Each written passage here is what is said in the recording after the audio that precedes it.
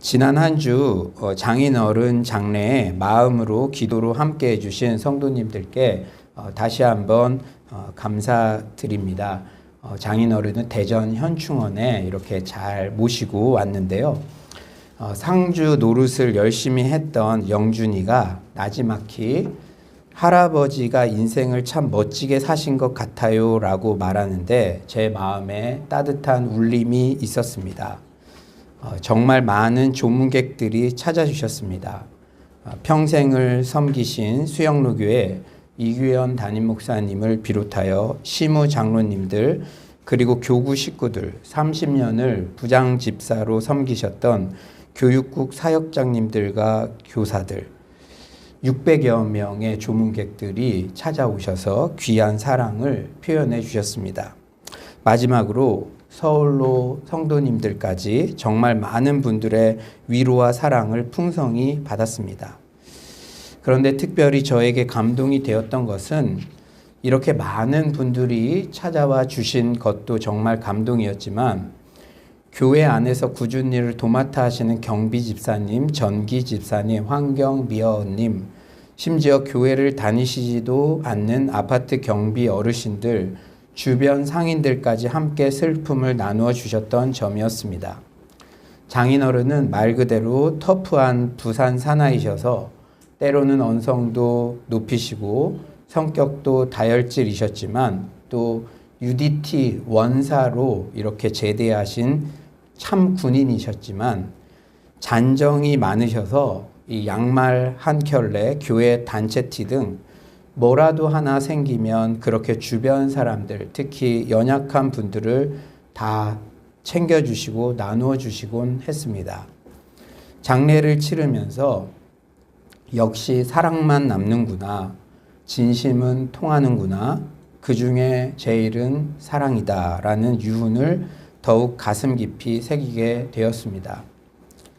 저도 사랑받았던 기억만 남더라고요. 제가 그래도 저는 사위니까 끝까지 잘 감정을 추스렸는데 마지막에 그 한 줌의 재와 뼈로 이렇게 보여진 모습들을 볼 때 그때 귓가에 조서방 힘내라, 조서방 힘내자. 제가 가장 어려웠을 때 이렇게 제에게 해주셨던 그 음성이 들리는 듯하여 저도 그때는 주체할 수 없는 그런 눈물을 흘렸는데요. 제가 지나고 보니까 저 또한 우리 장인어른께 사랑받은 그 기억만 남더라고요. 역시 사랑만 남는 줄 믿습니다. 이 땅을 살아갈 때 우리 모두 미워할 권리는 없잖아요. 우리는 사랑할 의무만 있습니다. 사랑이 승리하는 여러분 모두가 되시기를 소망합니다. 또한 끝을 잘 맺는다는 것이 어떤 것인지, 나는 어떻게 살아야 할지 제 인생 전체를 조망하게 되는 그런 기회들을 갖게 되었습니다. 그런 의미에서 지난주와 동일한 제목으로 전하는 끝까지 재건축이라는 설교 제목이 더욱 깊게 마음에 다가옵니다. 느헤미야는 수상궁으로부터 오직 한 가지 일념, 즉 회파되어 있는 예루살렘의 거대한 성벽을 중수한다는 한 목표를 가지고 예루살렘에 왔습니다. 그는 여러 장애물을 넘어야 했죠. 첫째로 그는 페르시아 왕인 아닥사스다의 허락을 받아야 했는데 왕이 그것을 허락하는 것은 왕이 전에 유다 성읍을 중수하는 것을 금했던 국가 시책의 변경을 의미하는 것으로 쉽지 않은 일이었습니다. 예루살렘에 오자 느헤미야는 그의 과업을 성취할 수 있는 계획을 세워야 했고 사람들이 그 일에 동참하도록 동기부여할 수 있는 방법을 찾아야 했습니다. 그 일이 시작되었을 때 그는 근방의 총독들의 방해와 이스라엘 내부의 불의라는 반대를 겪게 되었습니다. 느헤미야의 대적들은 그의 역사를 조롱하고 무력을 사용할 듯 위협하며 모함하고 못된 소문을 퍼뜨리고 협박함으로써 중단시키고자 했습니다. 그리고 동족들 중 부자들이 가난한 자들을 착취함으로써 그의 역사를 거의 망칠 뻔하였습니다. 지금까지 했던 설교들 내용들이 포함되어 있죠. 기도 재건축, 관계 재건축, 뭐 맷집 재건축, 또 티먹 재건축, 끝까지 재건축 그런 내용들이 이렇게 전개되었죠. 하지만 느헤미야는 그런 집요한 반대, 장애물들을 모두 극복하였으며 드디어 성벽 재건을 완성하였습니다. 오늘 본문 15절에 감격적인 말씀이 나와요. 우리 다 같이 15절 한번 큰 목소리로 한번 다 같이 한번 읽어봅시다. 시작. 성벽 역사가 52일 만인 엘룰월 25일에 끝나네. 이 감격적인 성공 앞에 느헤미야는 자신의 업적에 도취되고 자신을 드러내려는 유혹을 받을 수도 있었을 것입니다. 하지만 느헤미야는 유혹에 빠지지 않았어요. 그는 역시 위대한 영적 리더였습니다. 그렇습니다. 크리스찬은 언제나 어디서나 끝까지라는 배지를 달아야 합니다. 그런데 끝까지라는 배지는 거의 성공했을 때뿐 아니라 성공 그 이후에도 여전히 달아야 합니다. 지난주에는 거의 성공했을 때의 태도를 다루었다면 오늘은 성공 그 이후에도 우리는 끝까지 어떤 자세를 견지해야 할지를 다루고자 합니다. 여러분 최근에 어떤 일을 마치셨습니까? 크고 작은 일을 마치셨습니까? 여러 가지 부담됐던 일이었는데 그것이 끝났습니까? 그리고 그것이 성공적으로 끝났습니까? 과연 우리는 크고 작은 성공 이후 어떠한 자세를 가져야 할까요? 이것은 단지 어떤 사업상의 프로젝트나 회사에서 일뿐 아니라 여러분이 영적으로도 이제 인생 재건축이라는 시리즈 설교로 어떤 영역에서 뭔가 진보가 있었을 때 그때 우리는 어떤 자세를 취해야 하는지 첫 번째로 오직 하나님께만 영광을 돌려야 합니다. 누구에게만 영광을 돌려야 된다고요? 하나님께만. 우리 15에서 16절 한번 다 같이 온라인으로 들으시는 분들도 한번 읽어봅시다. 시작. 성벽 역사가 52일 만인 엘룰월 25일에 끝나매 우리의 모든 대적과 주위에 있는 이방 족속들이 이를 듣고 다 두려워하여 크게 낙담하였으니 그들이 우리 하나님께서 이 역사를 이루신 것을 알미니라. 아멘. 유대력에서 엘룰월은 6번째 달이에요. 그러니까 느헤미야가 첫째 달에 아닥사스다 왕에게 요청한 지 6달이 채 되지 않았다는 것입니다. 다른 사람들은 수십 년이 걸려도 하지 못한 일을 6달이 채 안 돼서 완성한 거예요. 여러분 회사에서 이런 일을 하면은 고속 승진이 되겠죠. 성벽 재건 공사가 이렇게 짧은 기간 안에 끝나자 느헤미야의 대적들은 매우 두려워했습니다. 그런데요, 흥미로운 사실들은 대적들도 하나님께서 하신 일을 인정했다는 점이에요. 계속적으로 반대했던 그 사람들도 심지어 귀신들도 이거 하나님이 하시는 일이라는 걸 압니다. 그런데 아이러니한 건 그걸 보고도 태세를 전환하지 않는 경우가 다반사가 있다는 거죠. 하나님이 하시는 일이라는 거를 대적들도 알았어요. 뭐라고 합니까? 그들이 우리 하나님께서 이 역사를 이루신 것을 알미니라. 그들이 누구예요? 대적들. 그리고 하나님께서 이 역사를 이루신 것을 알았다. 그들은 다음과 같이 생각하며 두려워했을 것입니다. 만약 하나님이 유다 백성을 도우셔서 그들이 이렇게 빨리 성벽을 재건했다면 그 하나님은 장차 유다 공동체를 큰 나라로 만드실 것이다. 그러면 유다 공동체는 우리에게 커다란 위협이 될 것이다. 이렇게 두려워했다는 거예요. 하나님을 알고 두려우면 하나님 편에 서고 느헤미야 편에 서면 되는데 오히려 또 이렇게 반대를 위한 반대의 준비를 이 마음 관리에서부터 패배한 거죠. 생각 관리에서부터 패배한 것이죠. 느헤미야 또한 이 모든 성벽 재건의 역사가 하나님께서 하신 일임을 온전히 인정하였습니다. 그리고 그는 모든 영광을 철저히 하나님께 돌립니다. 우리 하나님께서 이 역사를 이루셨다. 그런데 여러분, 우리의 과거의 경험들을 한번 돌아보세요. 우리의 내면을 한번 살펴봅시다. 성공한 이후에 하나님께만 영광을 돌린다는 것이 말처럼 그렇게 쉽지 않아요.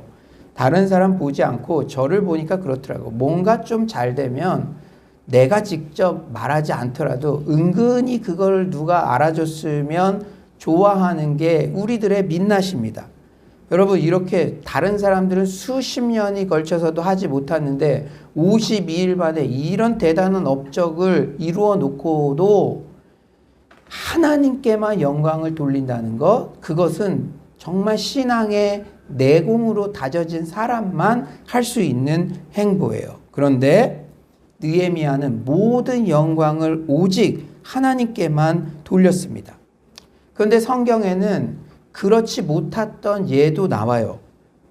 바벨론 느부갓네살 왕이 대표적인 예죠. 느부갓네살은 자신의 업적이 몹시도 자랑스러워 다니엘 4장 30절에 이렇게 말했습니다. 잘 들어보세요. 나 왕이 말하여 이르되 이 큰 바벨론은 내가 능력과 권세로 건설하여 나의 도성으로 삼고 이것으로 내 위엄의 영광을 나타낸 것이 아니냐 하였더니, 여러분, 짧은 한 절에 나라는 단어가 얼마나 많이 들어갑니까? 나 왕이 내가 능력과 나의 도성으로 내 위엄의 영광을, 짧은 한 절에 무려 4번이나 나를 자랑합니다. 저는 제 신앙의 건강도를 체크하는 중요한 기준이 있어요. 제가 일상에서 하는 언어의 주어가 하나님이 맞냐, 내가 맞냐. 내가 조금이라도 많아질 때면 새벽마다 엎드려서 기도합니다.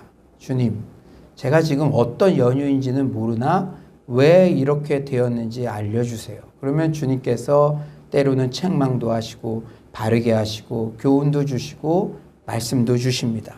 여러분, 여러분의 일상의 언어 가운데는 내가 주어인 경우가 많습니까? 아니면 하나님이 주어인 경우가 많습니까? 특히 크고 작은 성공을 했을 때 여러분들의 사랑방 모임에서 내가 주어가 되어서 뭔가를 자랑하고 싶어 합니까? 아니면 어떤 성공에도 하나님께 영광을 돌리고 있습니까? 사랑하는 여러분, 그런데 이렇게 나의 업적을 자랑하던 느부갓네살의 결국은 어떻게 되었죠? 여러분 이미 잘 아시잖아요. 느부갓네살은 즉시 미치광이가 되어 궁 밖으로 쫓겨나서 소처럼 풀을 먹으며 여러 해가 지나 하나님이 그의 총명을 회복시켜 주실 때까지 들에서 살게 되는 비극을 경험하게 되었습니다.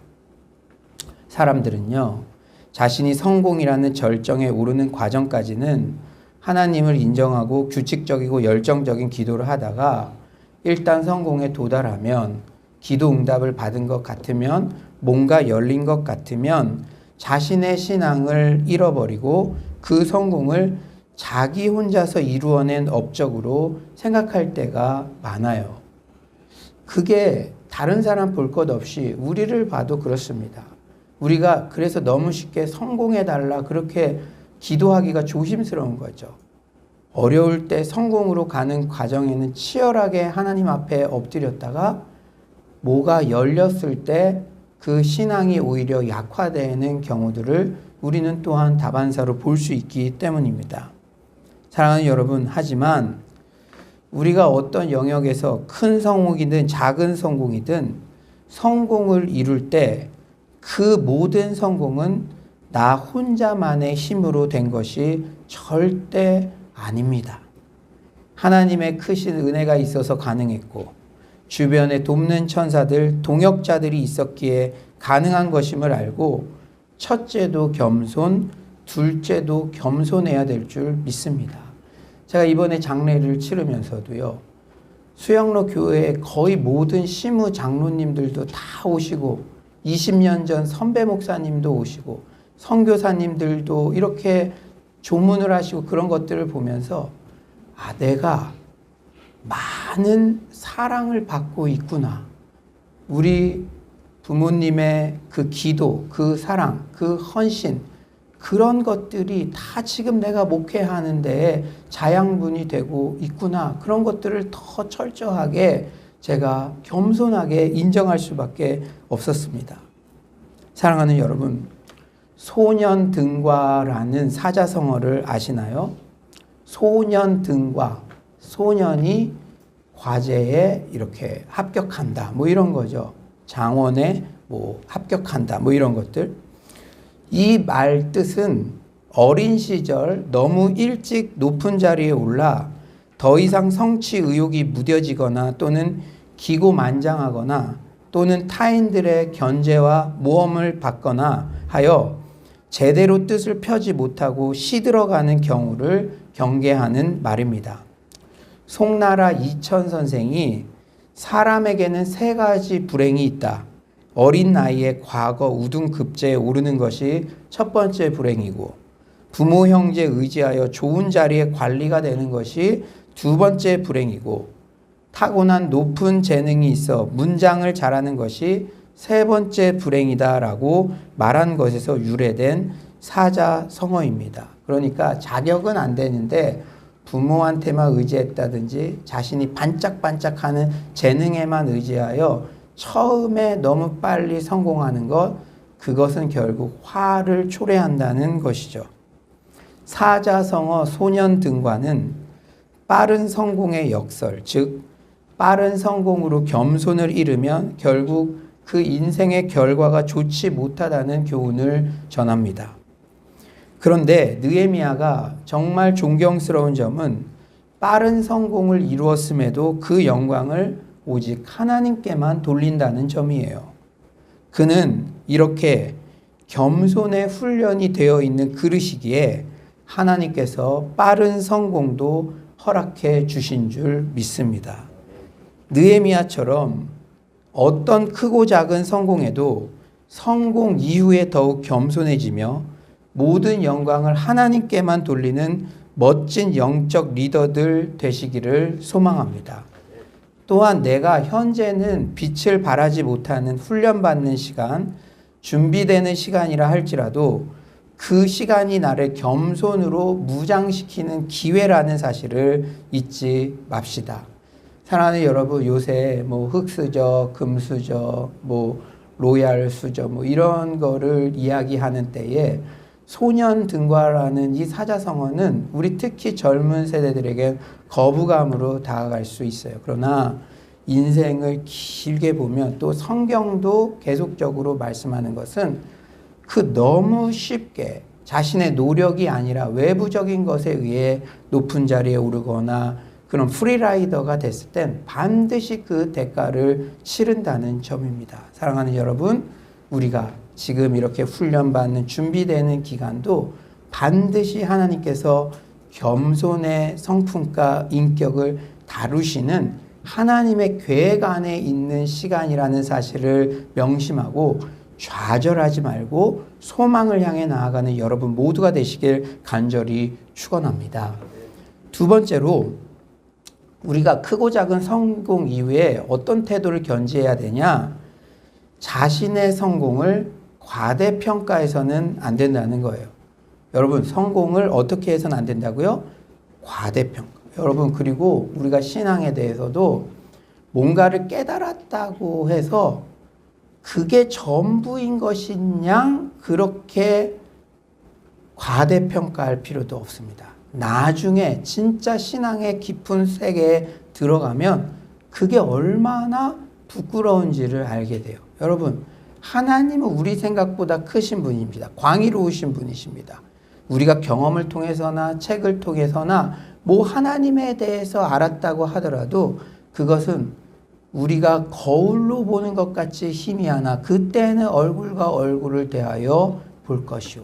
정말 하나님의 그 광의로우심에 지극히 진짜 일부분 약간 이렇게 스치듯이 아는 것에 불과한 건데 내가 아는 것이 전부인 것이냐 그렇게 하다 보면 우리가 부끄러워질 날이 온다는 것이죠. 사랑하는 여러분, 자신의 성공을 절대 과대평가해서는 안 된다는 점. 자신의 하나님을 아는 지식에 대해서도 과대평가해서는 안 된다는 점을 여러분 명심하시기 바랍니다.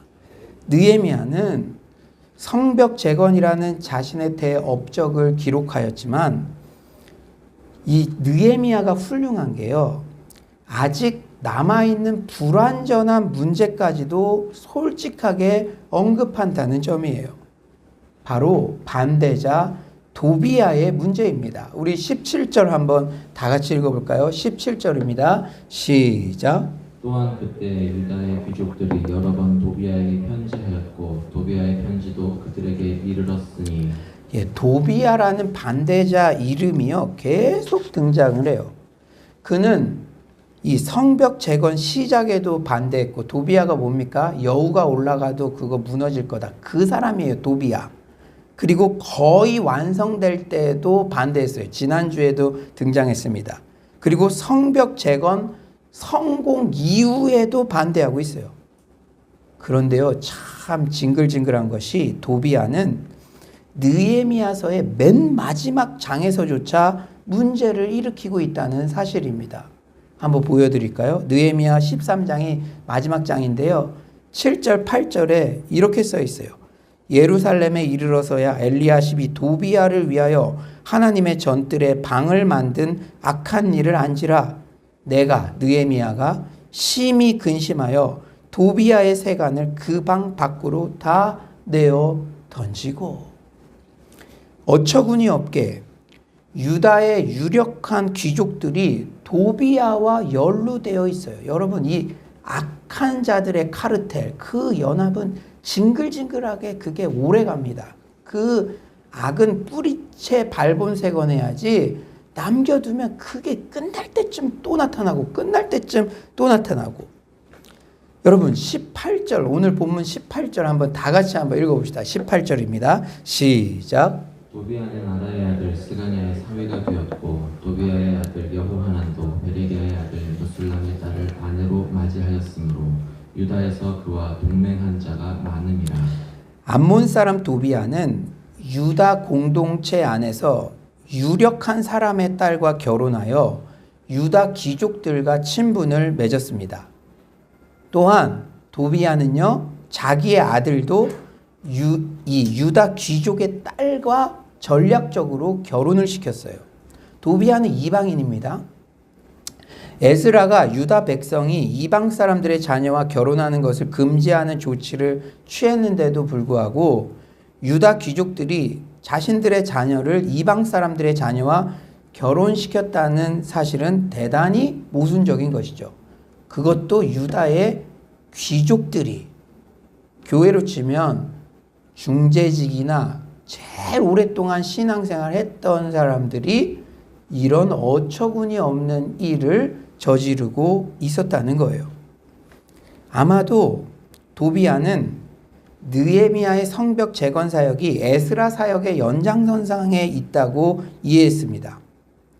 그런데 그게 이 사람들의 이 상소로 인해서 아닥사스다 왕이 한번 거절했잖아요. 그러니까 이제 느헤미야가 에스라가 했던 거를 이어서 이거 하는 거니까 처음부터 반대했다가 된 그 사례가 있으니까 이거 계속 반대하면 얘도 안 돼. 이렇게 막 사명감을 가지고 지금 반대하는 거예요.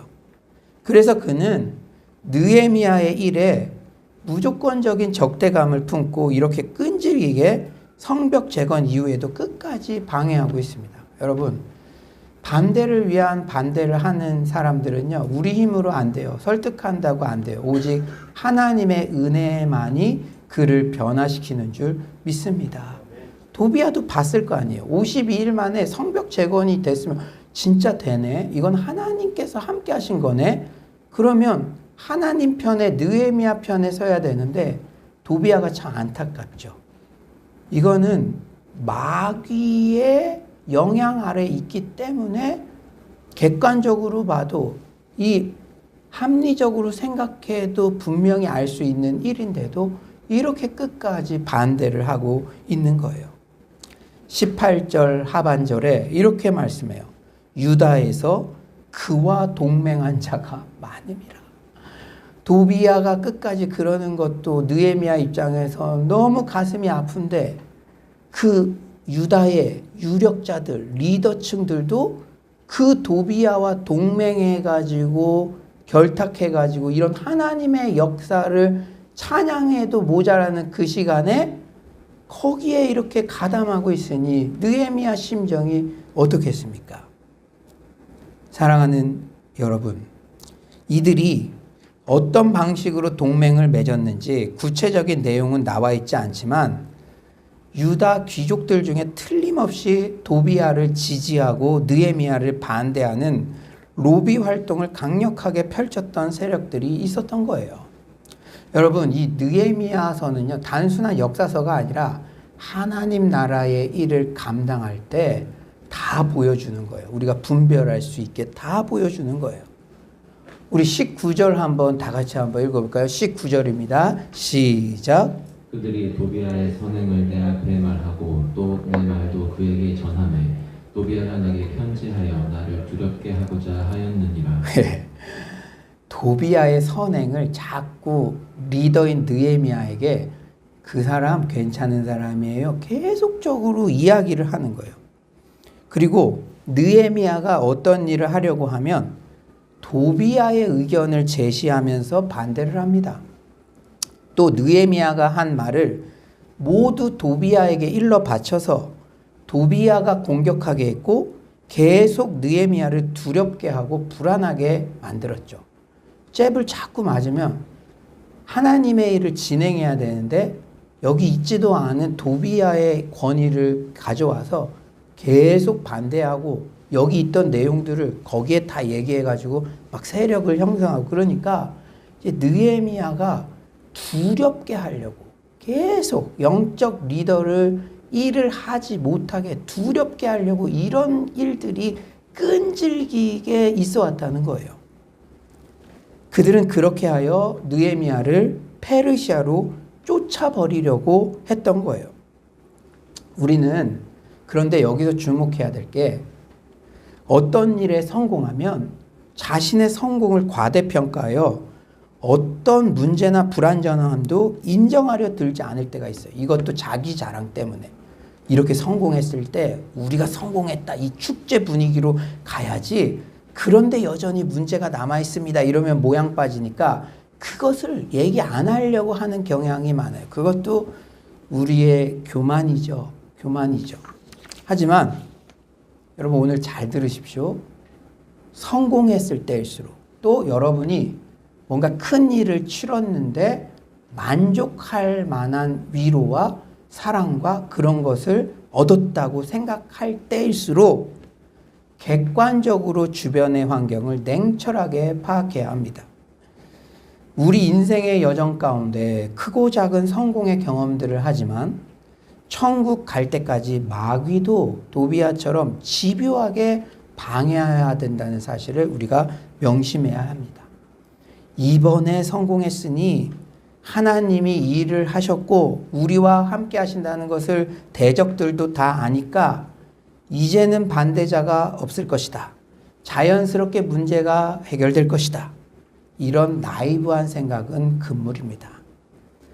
작은 성공에 도취하여 방심하면 언제든지 그 아킬레스건을 파고드는 게 집요한 마귀의 전략입니다.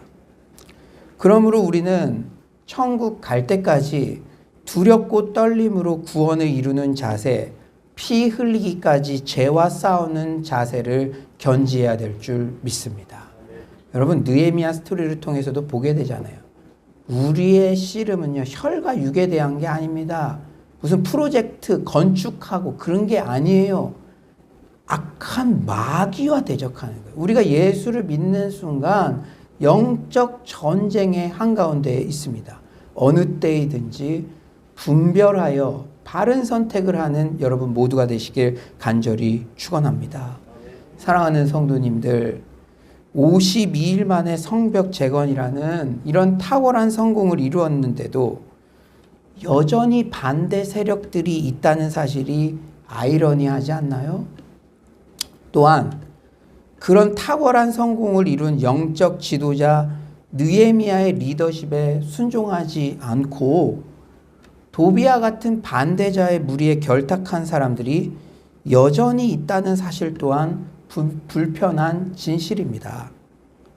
그럴 때 리더는요, 이상한 일 당한 것처럼 여겨서는 안 돼요. 구약 느헤미야가 그렇게 탁월한 리더였는데도 여전히 하나님이 하셨다는 것을 이렇게 다 증명이 되었는데도 여전히 흔들리는 사람들이 있다는 거예요. 그런데요, 여러분, 도비아 같이 진짜 반대를 위해 반대를 하는 그 주동자는 느헤미야의 마지막 장처럼 치리해야죠. 그러나 여러분들, 우리 공동체에는요, 중간인 성도들이 많아요. 우리가 여러분 회사나 이 가족들이나 중간인 사람들이 있어요. 그런데 그 사람들이 나를 따르지 않는다고 해서 다 적대감을 품고 그들을 재단하면 하나님의 일은 할 수 있는 게 아무것도 없습니다. 다 같이 한번 따라해 봅시다. 반대하지 않으면 내 편이다. 여러분 명심하십시오. 사랑방에서 어떤 일을 하거나 존 스토트 목사님은 그런 말씀을 하셨어요. 우리는 점점 더 내 마음에 맞는 사람들과만 일을 하려고 점점 더 작은 소그룹을 만들려는 유혹을 이겨야 된다. 이건 아주 중요한 인사이트가 있는 말이죠. 사랑하는 여러분, 느헤미야에게 이렇게 동조하지 않고 도비아에게 동조했던 일반 백성들은 참 불쌍한 사람들이죠. 아직 영적으로 어려서 분별할 수 없는 사람이죠. 그들에게는 끝없는 사랑과 관심과 기도와 양육으로 사랑만이 그들을 바르게 분별할 수 있게 하는 능력을 키워주는 줄 믿습니다. 사랑하는 여러분, 우리가 나이브해서는 안 돼요. 이런 성경을 딱 보면은 아, 그래, 이런 일이 분명히 있을 수 있어. 도비아 같은 반대자의 무리에 결탁한 사람들 여전히 있을 수 있어. 그런데 이게요, 이런 마음 먹기가 쉽지 않아요. 왜냐하면 지금 엄청난 성공을 했잖아요. 52일 만에 성공을 했잖아요. 이거는 진짜로 여기 병자가 왔는데 일으켜 세워서 죽은 자를 세운 것이나 마찬가지. 그러면 야, 다 나를 따라올 것 같은데 그런데도 안 따라오면 멘붕. 리더가 그럴 수 있잖아요. 그런데 그럴 때도 그럴 수 있다고 생각을 하고, 그럴 때 리더는 성공 이후 자신의 리더십을 과신하여 분노하거나 조급해서는 안 됩니다. 느헤미야처럼 자신의 상황에 여전히 부족한 부분이 있다는 사실을 겸손하게 인정하고, 성공 이후에도 여전히 모든 반대나 모략은 하나님께 다 맡겨버리고 자기는 자기 할 일에 집중하며 최선을 다해야 될 줄 믿습니다. 느헤미야가 그래서 끝까지 탁월한 영적 리더로 성공할 수 있었던 거예요. 고 정필도 원로 목사님께서는 교역자들에게 항상 겸손을 강조하셨어요. 제가 이 아버님 장례를 치르다 보니까 얼마 전에 천국 가신 정필도 목사님 생각도 많이 나더라고요.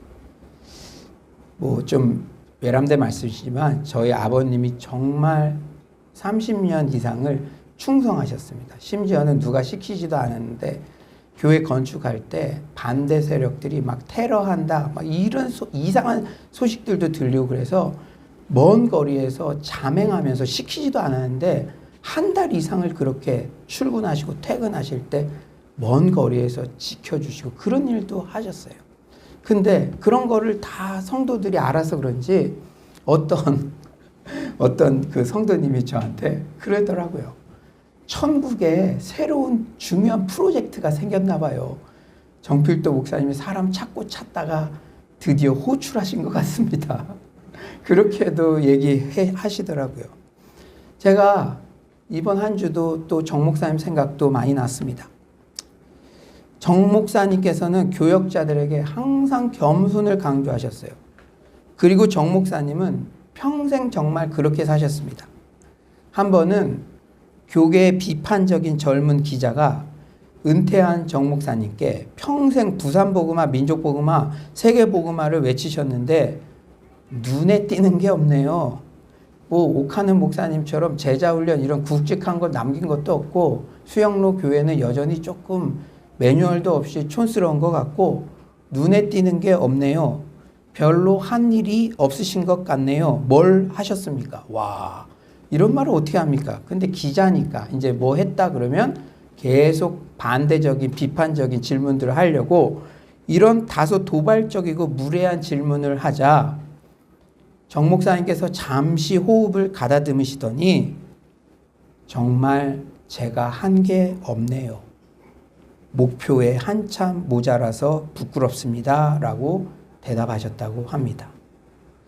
이후 각 사역에 대해 비판적인 질문을 쏟아내려던 젊은 기자의 말문은 막혔고 인터뷰는 거기에서 종료되었습니다.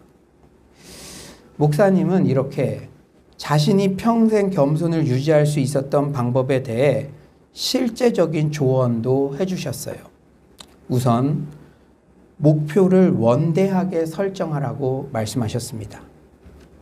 목사님은 항상 저는 50만 부산 영혼 구원이 목표였기에 개척하여 한강 이남의 최대 교회 2만 명 교회로 부흥했어도 언제나 늘 하나님 앞에서 부족하다 느끼고 겸손을 유지할 수 있었다고 말씀하셨습니다. 50만에 비해 2만은 아무것도 아니니까.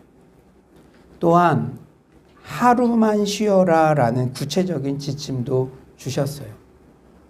제가 금요일 날 모든 장례를 마치고 저는 좀 먼저 대전에서 일찍 올라왔습니다. 그때도 정 목사님이 하루만 쉬어라 라는 그 말씀이 귓가에 들리는 듯 했습니다. 어떤 사역이 끝나고 어떤 사역이 성공적으로 마쳐졌다고 해서 성공의 감정에 도취되어 페이스를 잃지 말고 하루만 쉬라는 실제적이고도 철저한 조언이셨습니다. 성공한 바로 다음날 새로운 일을 시작하면 새로운 일은 아무 경험도 없고 이룬 게 없으니 겸손할 수밖에 없어진다고 말씀해 주셨습니다. 이 조언은 단순히 새로운 일을 많이 하라는 말씀이 아니었습니다. 겸손을 시스템적으로 훈련하라는 말씀이셨습니다. 그렇습니다. 하나님의 일꾼들은 이렇게 철저히 겸손할 수밖에 없는 프로세스 안에 시스템적으로 자신을 밀어 넣어야 합니다. 교만이야말로 우리를 넘어뜨리려는 마귀의 가장 강력한 무기이기 때문입니다. 이제 말씀을 정리하겠어요. 오늘 설교의 핵심 키워드는 바로 겸손입니다. 크고 작은 성공 이후에도 일을 마친 이후에도 우리가 붙잡아야 할 태도의 핵심은 바로 겸손입니다. 예수님의 핵심 성품도 바로 겸손과 온유셨죠. 마태복음 11장 29절은 말씀합니다. 우리 다 같이 한번 읽어봅시다. 11장 29절 시작. 나는 마음이 온유하고 겸손하니 나의 멍에를 메고 내게 배우라. 그리하면 너희 마음이 쉼을 얻으리니. 예수님은 인류를 위해 인간이 되고자 했던 의지, 성육신이죠. 자신의 이익에 대한 포기, 다른 사람을 섬기고자 했던 자세 등을 통해 겸손을 드러내셨습니다. 빌립보서 2장 5절에서 8절은 예수님의 겸손에 대해 이렇게 압축적으로 표현해요. 우리 다 같이 한번 읽어볼까요? 시작. 너희 안에 이 마음을 품으라. 곧 그리스도 예수의 마음이니 그는 근본 하나님의 본체시나 하나님과 동등됨을 취할 것으로 여기지 아니하시고 오히려 자기를 비워 종의 형체를 가지사 사람들과 같이 되셨고 사람의 모양으로 나타나사 자기를 낮추시고 죽기까지 복종하셨으니 곧 십자가에 죽으심이라. 아멘. 예수님께서는요, 수천 명을 먹이신 오병이어의 기적, 사역의 성공 이후에도 조용히 기도하러 가셨습니다. 모든 영광을 하나님께만 돌리셨죠. 여러분이 수천 명이 모였는데 먹을 게 없는데 기도해서 다 먹이고 12강주리가 남는 그런 기적을 행했다고 해보십시오. 으쓱하지 않겠습니까? 오늘날 예로 들어볼까요? 건축을 하는데 모자라요. 근데 여러분이 기도해서 뭐 300억 정도를 해서 다 이루었다고 생각해 보세요. 으쓱하지 않겠습니까? 그런데 예수님은 철저히 기도하러 가셨어요. 그런 사역의 성공 이후에도 기도하러 가셨습니다. 모든 영광을 하나님께만 돌리셨어요. 또한 크고 작은 사역의 성공 이후에도 여전히 반대자들의 위협과 핍박, 비방과 거짓이 난무했지만 끝까지 한결같이 죽기까지 묵묵히 자신의 사명을 감당하셨습니다. 하루도 안 쉬셨던 것 같아요. 저는 정 목사님이 하루만 쉬어라 라고라도 말씀해 주셔서 얼마나 감사했던지. 예수님은 사역의 승리의 연속이었잖아요. 그래도 연약한 자들, 병든 자들, 밀려오는 사람들이 있으면 바로 그 묵묵히 그 일을 감당하셨고, 성공 이후에 오히려 반대가 드세어졌어도, 여러분 일을 안 하면 반대도 없습니다. 뭐라고 말도 안 해요. 일을 해서 승리했기 때문에 반대도 있고 말도 있는 거예요. 그런데도 묵묵히 자신의 사명을 감당하셨습니다. 사랑하는 성도님들, 인생 재건축 시리즈 설교 이후 신앙생활에서 사회생활에서 가정 안에서 크고 작은 성공을 경험했다는 성도님들의 소식들이 들려와 참으로 감사합니다. 하지만 어떤 일에 크고 작은 성공을 경험했을 때 어쩌면 그때가 더 신앙의 옷깃을 여며야 할 때인 줄 믿습니다. 성공하는 과정 중이 아니라 성공 그 이후 나락으로 떨어진 인생들이 더 많기 때문입니다. 우리가 어떤 영역에서든 크고 작은 성공을 경험할 때 오직 하나님께만 합당한 영광을 돌리시기 바랍니다. 자신의 성공을 과대평가하지 말고 문제점들을 보완하는 성실함과 철저함으로 무장합시다. 아무쪼록 서울로 성도님들 모두 성공 이후에 계속해서 더욱 빛을 발하는 멋진 영적 리더들 모두 되시길 간절히 축원합니다.